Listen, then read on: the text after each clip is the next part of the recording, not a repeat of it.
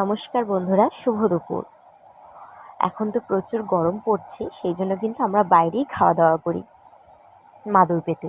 তো দেখো, ভাইয়ের দিকে ক্যামেরাটা ধরতেই দেখো কেমন যেন খ্যাকম্যাক করে ওঠে। তো এখানে আজকে মেনুতে কী কী ছিল দুপুরের, সেটাই তোমাদের সাথে শেয়ার করছি। তো এখানে ছিল সাদা ভাত, আর ছিল এঁচোড় চিংড়ি।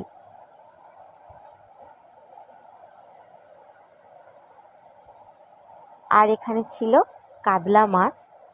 এটা ছিল আম দিয়ে, কাঁচা আম, মানে এই দেখো আমাদের গাছে আম হয়ে আছে, গাছের আম পেড়ে পুঁটি মাছ দিয়ে টক হয়েছে।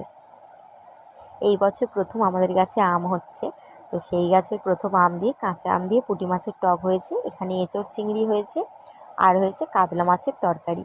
বাবা আজকে সব পেটির মাছ এনেছিল, সেটা আলু আর টমেটো দিয়ে তরকারি হয়েছে। তো আজকে দুপুরে মেনুটা এটাই। তোমাদের কেমন লাগলো কমেন্টে জানিও। টাটা।